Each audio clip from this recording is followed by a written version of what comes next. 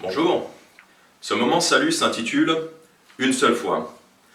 Parce que il y a des gens, et notamment les catholiques, tous ceux qui sont catholiques, orthodoxes, ou souvent ces gens-là, les catholiques, les orthodoxes, quand on leur demande est-ce que vous avez confiance en Jésus-Christ comme votre sauveur, est-ce que vous croyez en Jésus-Christ comme votre sauveur, ils vous disent oui, je crois en lui, et je lui demande tous les jours de me sauver. Ou alors, par exemple, si on leur pose la question, on leur demande est-ce que vous avez déjà demandé à Jésus de vous sauver, de vous pardonner de vos péchés? Selon ce que dit la Bible, quiconque invoquera le nom du Seigneur sera sauvé. Donc si vous lui demandez de vous pardonner de vos péchés, il vous pardonne. Donc on leur demande est-ce que vous avez déjà demandé à Jésus de vous pardonner de vos péchés? Ils répondent, ils disent oui, je lui demande tous les jours. Et ça prouve bien qu'ils n'ont pas du tout compris le salut en Jésus-Christ, la vie éternelle. Parce que quand on est sauvé, on est toujours sauvé. C'est une nouvelle naissance. Donc il est nécessaire de lui demander une seule fois. D'ailleurs, en Jean chapitre 3, Jésus nous parle de ça. Il parle à Nicodème et il dit « En vérité, je te dis que si un homme ne naît de nouveau, il ne peut voir le royaume de Dieu. » Nicodème lui dit « Comment un homme peut-il naître quand il est vieux? Peut-il rentrer dans le sein de sa mère et naître une seconde fois ?» Jésus répondit « En vérité, je te dis que si un homme ne naît d'eau et de l'esprit, il ne peut entrer dans le royaume de Dieu. » Donc là, Jésus est en train de lui dire, il lui dit, écoute, si tu ne nais pas de nouveau, si tu n'as pas une naissance spirituelle, tu ne peux pas entrer dans le royaume de Dieu. Donc, pour entrer dans le royaume de Dieu, il faut naître de nouveau, et on naît de nouveau quand on place sa foi en Jésus-Christ. Et donc, comme une naissance charnelle, la naissance d'un bébé, une naissance d'eau, ça se produit une seule fois et ensuite la personne est en vie, ou plutôt la personne est dans le monde, je veux dire, après la naissance charnelle. De la même façon, après une naissance spirituelle, c'est une seule fois. Jésus ne nous dit pas, vous devez naître de nouveau et encore et encore et encore. Non, vous devez naître de nouveau, une seule fois. Après, quand vous êtes né, c'est pour toujours. Vous êtes spirituellement, vous êtes vivant. Et c'est la vie éternelle. D'ailleurs, il dit, en 1 Pierre chapitre 1 au verset 23, il nous parle de la nouvelle naissance encore, il nous dit, étant né de nouveau, donc là en parlant des chrétiens qui sont nés de nouveau, étant nés de nouveau, non par une semence corruptible, mais par une semence incorruptible, par la parole de Dieu, qui vit et qui demeure à toujours. Donc pour les gens qui ont placé leur foi en Jésus-Christ, qui sont nés de nouveau, la Bible dit qu'ils sont nés d'une semence incorruptible. Ça veut dire que ça peut pas, quelque chose qui est incorruptible, c'est quelque chose qui ne peut pas mourir, qui ne peut pas disparaître, qui ne peut pas changer. Donc quand vous êtes né de nouveau, une fois, c'est incorruptible en vous. La semence de la parole de Dieu, elle est incorruptible. L'Esprit de Dieu, vous êtes scellés par le Saint-Esprit jusqu'au jour de la rédemption. Et donc, c'est pas la peine de le redemander. Une seule fois, ça suffit, puisque la semence qui est en vous, elle est incorruptible. Elle ne peut pas mourir, elle ne peut pas disparaître, changer. Donc, voilà pourquoi ça ne sert à rien de le redemander, c'est pas la peine. Une seule fois, ça suffit. Et donc, si quelqu'un pense « Ah oui, je dois demander à Jésus de me sauver tous les jours », cette personne-là n'a rien compris au salut. Cette personne-là n'est pas sauvée et n'a rien compris au salut gratuit en Jésus-Christ. Parce que en 1 Jean chapitre 5 au verset 10, il dit « Celui qui croit au Fils de Dieu a le témoignage de Dieu en lui-même. » Donc les gens qui ont cru en Jésus-Christ, ils ont le témoignage, ils s'en souviennent. C'est ça que ça veut dire. Ils ont le témoignage de Dieu en lui-même. Ça veut dire qu'ils se souviennent de pourquoi ils sont sauvés. Celui qui ne croit point Dieu le fait menteur, parce qu'il n'a pas cru au témoignage que Dieu a rendu de son Fils. Donc celui qui ne croit pas Dieu, en gros, dit que Dieu est un menteur. Et voici le témoignage, donc voici ce que vous devez croire pour être sauvé, en gros, voici l'évangile, voici ce qu'il faut croire pour être sauvé. Et voici le témoignage, c'est que Dieu nous a donné la vie éternelle, et cette vie est dans son Fils. Donc là, il y a trois choses. Il y a le fait que Dieu nous a donné, donc que ce soit un don gratuit, non des œuvres, afin que personne ne se vante.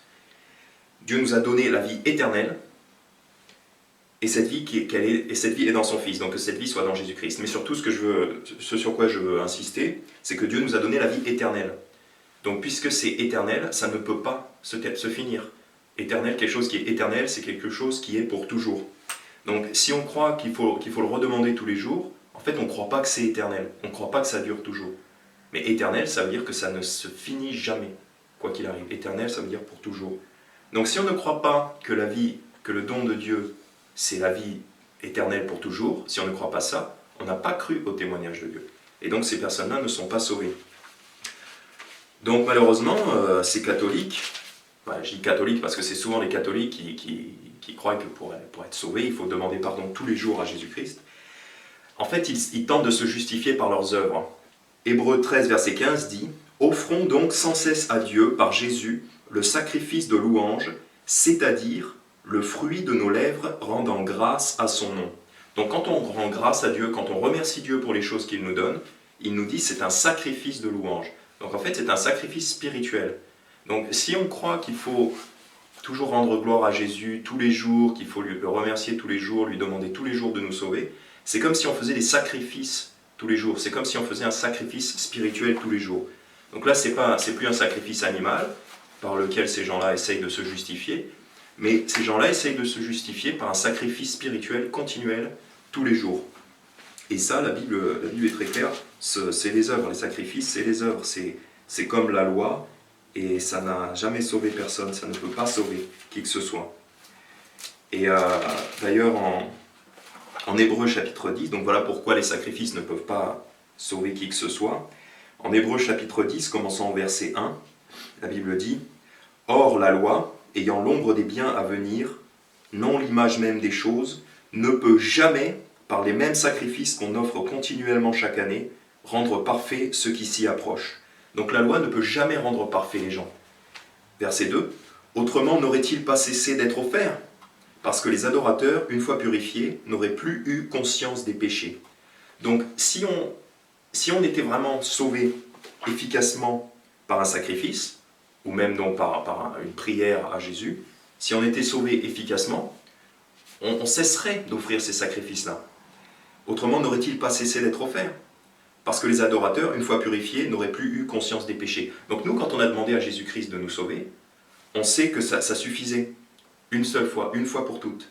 Parce qu'après, on a été purifié. Et donc, on n'a plus conscience d'être condamné pour les péchés. On sait qu'on continue à pécher encore, mais on sait qu'on a été purifié de ces péchés-là. C'est pour ça qu'on a cessé d'offrir encore et encore et encore des sacrifices, parce qu'on a compris que le sacrifice de Jésus-Christ, et quand on lui demande de nous sauver, c'est une seule fois, une fois pour toutes. Donc au verset 3, il dit « Mais dans ces sacrifices, on rappelle chaque année le souvenir des péchés. Car il est impossible que le sang des taureaux et des boucs ôte les péchés. » Donc là, effectivement, ça parlait de l'Ancien Testament, du sang des animaux qui étaient versés. Mais c'est pareil, avec quelqu'un qui tenterait de se justifier en voulant demander constamment à Jésus-Christ, en demandant tous les jours à Jésus-Christ de le sauver, ce serait comme un sacrifice, et ce sacrifice leur rappelle sans cesse qu'ils sont pécheurs. Donc en fait, ils ne sont jamais pardonnés, puisque leurs péchés sont toujours là, ils ont toujours conscience d'être pécheurs. Et ensuite, au verset 10, il nous dit « C'est en vertu de cette volonté que nous sommes sanctifiés par l'offrande faite une fois pour toutes du corps de Jésus-Christ. » Donc l'offrande de Jésus-Christ, c'est une fois pour toutes. C'est une fois pour toutes, et ça efface tous les péchés. De plus, tout sacrificateur se présente chaque jour, faisant le service et offrant plusieurs fois les mêmes sacrifices qui ne peuvent jamais ôter les péchés. Donc si vous pensez qu'en vous présentant chaque jour, vous allez ôter vos péchés, non, ça ne marche pas. Puisque la loi de l'Ancien Testament nous montre que ça ne fonctionnait pas. Puisque le sacrificateur, tout sacrificateur, il se présente chaque jour, faisant le service et offrant plusieurs fois les mêmes sacrifices qui ne peuvent jamais ôter les péchés. Donc ça n'ôtait jamais les péchés. Et les gens qui pratiquent le catholicisme, en fait, c'est un peu comme, ça ressemble à la loi de l'Ancien Testament par bien des aspects. Et c'est les gens qui essayent de se justifier toujours, chaque jour, par des sacrifices. Et ça ne fonctionne jamais, ça ne peut pas enlever les péchés. Mais cet homme, en parlant de Jésus-Christ, ayant offert pour toujours un seul sacrifice pour les péchés, s'est assis à la droite de Dieu, attendant désormais que ses ennemis deviennent son marchepied. Car par une seule oblation, il a rendu parfait pour toujours ceux qui sont sanctifiés. Donc par une seule oblation, il a rendu parfait pour toujours ceux qui sont sanctifiés. Donc c'est ça, c'est juste ça, pour être rendu parfait pour toujours, vous demandez à Jésus-Christ de vous sauver une seule fois. Vous apportez le sang de l'agneau, en quelque sorte, devant Dieu, le sang de Jésus-Christ, et vous dites, voilà, sauve-moi en vertu du sang de Jésus-Christ, et vous êtes rendu parfait pour toujours, une seule fois pour toujours. Donc pour les gens qui n'auraient pas l'assurance de leur salut, qui penseraient qu'il faut absolument redemander pardon tous les jours. Non, ça ne marche pas, c'est la loi de l'Ancien Testament. Et la loi de l'Ancien Testament ne peut jamais ôter les péchés. Non, purifiez-vous une fois pour toutes avec le sang de Jésus-Christ. C'est ça le salut. D'ailleurs, en Romains chapitre 8, ensuite il nous dit, au verset 33, « Qui accusera les élus de Dieu ?» Point d'interrogation. C'est Dieu qui justifie. Qui est celui qui condamne? C'est Christ qui est mort, oui plutôt, qui est ressuscité, qui est même à la droite de Dieu, qui aussi fait intercession pour nous. Donc c'est une question rhétorique. Qui est-ce qui condamne? C'est Christ qui est mort, oui plutôt, qui est ressuscité. Donc en fait, personne ne peut nous condamner, personne ne peut condamner les élus de Dieu, les gens qui ont placé leur foi en Jésus-Christ. On n'a plus peur d'être condamnés, parce que Jésus-Christ fait intercession pour nous. Donc il n'y a plus besoin d'avoir peur et de se poser la question sans cesse tous les jours, « Ah, j'ai peur, il faut que je redemande pardon pour mes péchés. » Non, c'est pas la peine. Placez votre confiance en Dieu une fois pour toutes. Et d'ailleurs, le problème de la mentalité catholique, on le voit bien sur leurs idoles, sur leur idole du Christ sur la croix, c'est qu'ils tuent Jésus tout le temps. Pour eux, Jésus est toujours mort. Enfin, ils le tuent à chaque service. Parce qu'ils offrent Jésus-Christ, à chaque messe, ils offrent Jésus-Christ. D'ailleurs, c'est pour ça qu'ils prennent la communion à répétition. Je ne sais pas à quelle fréquence ils la prennent, mais ils la prennent souvent. Et pour eux, c'est manger le corps du Christ encore et encore et encore. Ils n'arrêtent pas de tuer Jésus-Christ. Mais Jésus-Christ a été offert une fois pour toutes. Hébreu est très clair à ce sujet. Jésus-Christ a été offert une fois pour toutes. D'ailleurs, en Hébreu chapitre 9, j'ai perdu tous les marque-pages. Puisque les catholiques offrent Jésus-Christ encore et encore et encore, c'est absolument anti-biblique, puisque la Bible, en Hébreux chapitre 9, au verset 24 à 28, dit « Car Christ n'est point entré dans des lieux saints faits de mains d'hommes, qui sont des figures du véritable, mais dans le ciel même, afin de comparaître maintenant pour nous dans la présence de Dieu, ni pour s'offrir lui-même plusieurs fois, comme chaque année le souverain sacrificateur entre dans le lieu saint avec le sang des autres, puisqu'il aurait fallu qu'il souffrit plusieurs fois depuis la fondation du monde, mais à présent, à la consommation du monde, il apparut une fois pour abolir le péché par son propre sacrifice. Et comme il est réservé aux hommes de mourir une fois et après cela vient le jugement, de même aussi Christ, ayant été offert une fois pour porter les péchés de plusieurs, apparaîtra une seconde fois sans péché à ceux qui l'attendent pour le salut. » Donc là, je m'adresserai aux catholiques ou aux vrais chrétiens ou aux chrétiens qui font de l'évangélisation. Il faut vraiment insister sur le fait que Jésus-Christ s'est offert une seule fois. Vous n'avez pas à le crucifier encore, vous n'avez pas à manger son corps ou boire son sang une seconde fois, non. Ça a été fait une seule fois.